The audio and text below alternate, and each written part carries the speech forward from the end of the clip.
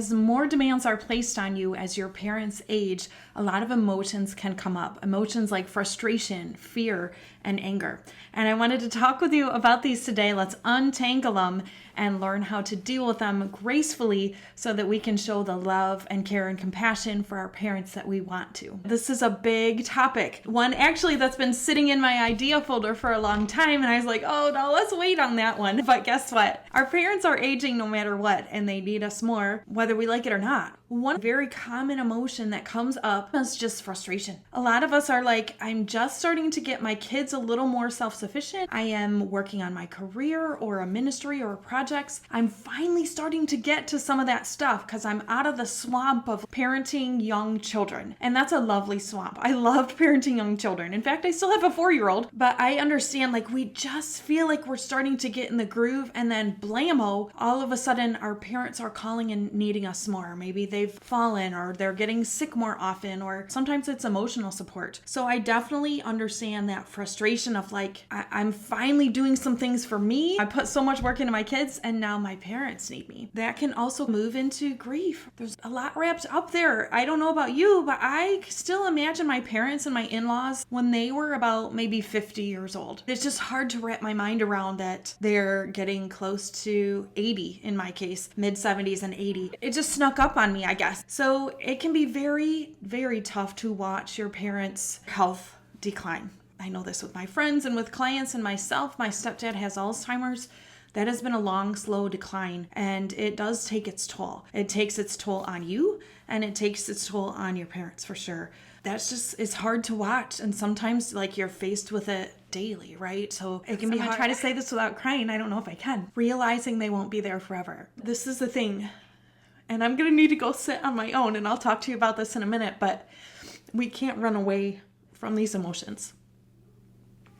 It doesn't work. They sit around in our bodies. They give us headaches. It makes us feel sick to our stomach. It makes us want to buffer and run away from things. So we'll find ourselves scrolling, Amazon shopping, eating, all these coping mechanisms that end up hurting us in the long run. So we need to be able to learn how to navigate the frustration, navigate the grief. Otherwise, we're going to end up hurting our long-term health, our long-term emotional well-being, and we don't want to do that. We can't be at our best when we're running. That's just all there is to it. And after working with women for so long, that's what I found. If we're running from stuff, if we're resisting emotions, we can't live at our 100%. And I believe that your God-given dreams and all the talents that He's given you, we want to use those to our best ability. And we can't do it if we're running and if we're trying to avoid stuff all the time. We can't move forward if we're doing this and la la la la, can we? So we're going to have to learn how to deal with the emotions. And what I want to encourage you today is it's not as hard as you think, it's not as painful as you think, and it's not as scary as you think at all. I wish I would have known this 20 years earlier, but I'm just so grateful to God that I know it now and that I can help other women navigate their emotions so that they can stay on their path. They can care well for their families, and so that you can care well for yourself, because you matter. You matter to your aging parents, you matter to your children, you matter to your spouse, your church, your community. So we need you in the game.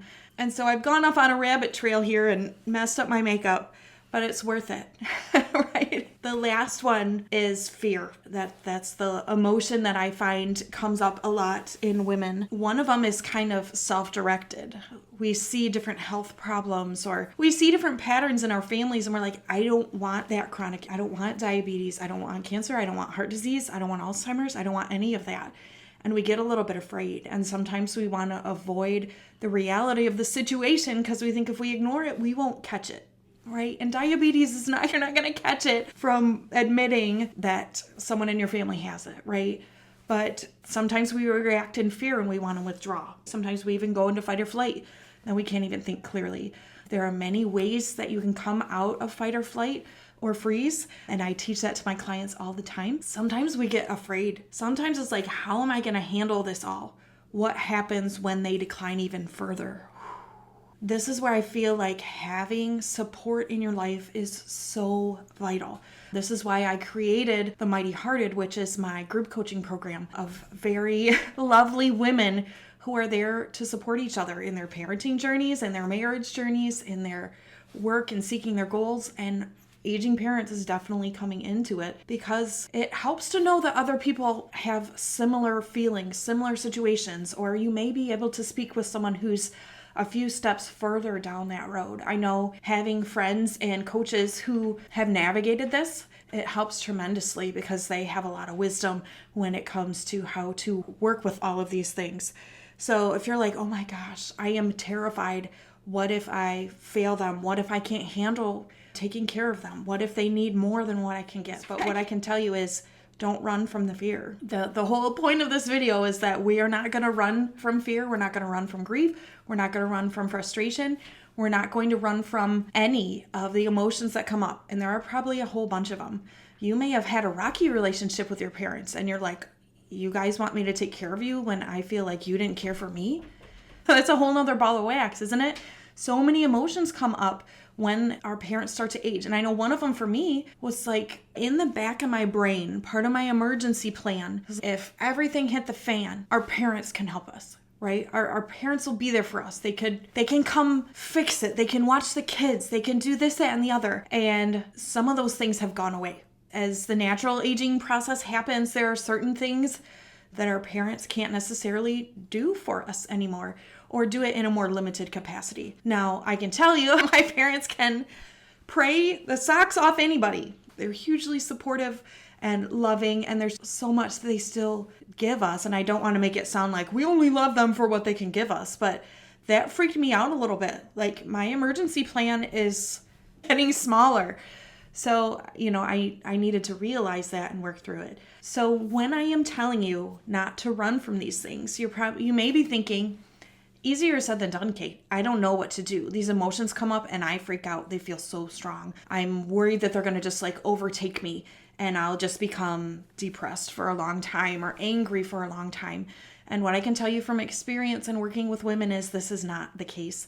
I'll link some other videos in the show notes because I've done videos on these before. You don't have to run. You can be with your emotions. They're not the enemy. I know sometimes they feel like they are because we don't like to experience certain emotions.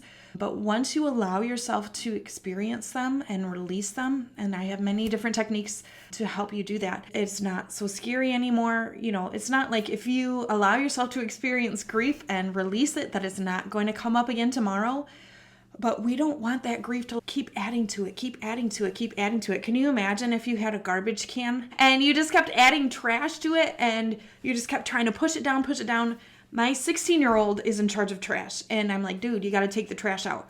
And he's like, oh, and it's overflowing practically. We got 7 people in our house. And he comes in and he's like, he pushes it down as hard as he can. He's like, it's good. I'm like, that thing is going to weigh 1,000 pounds by the time you take it out. If you have unexplained symptoms that your doctor's like, you're fine. You want to check with another doctor, right? Second opinion. But it could be from emotions that you're not dealing with. Headaches, stomach aches, fatigue. Again, you're going to want to make sure that your doctor is saying like, you're doing great. Something else is at play here. It can be emotions that are not addressed. So I want you to know that you're normal. Emotions are normal. It's part of your experience as a human. God made you that way. Sometimes our emotions and our thoughts can feel ugly. Again, we're not going to judge them. We are going to feel our emotions and allow them and release them so that we don't have to act on them if we don't want to. Once we clear those emotions, we don't have to lash out in anger because we've cleared it out. We can decide to act in a very neutral way or in a loving way. But when we keep smushing it down, we're causing problems for ourselves that we don't have to. And I don't want you to live that way. So if your parents are aging, if they are calling on you for more things, if they are facing more health problems or just need you more emotionally, you're not alone. I get it. A lot of emotions are going to come up. You're not weird. You're not a bad kid for feeling these emotions at all. You're navigating new waters and it can be tiring. It can be frustrating. It can be scary. And I want you to know you're not alone. If you want to reach out to me and find out how you can get more support in this area, please do. You can reach me at my website. Your emotions are normal and we can process and release them and you can live your life full out and you can act with intention and show up the way that you want to show up. If this content speaks to you, please go ahead and subscribe to this channel. I also offer a weekly newsletter full of support and ideas. Go ahead and sign up for that. And again, you are welcome to reach me through my website to find out how I can support you more in your journey. Take care.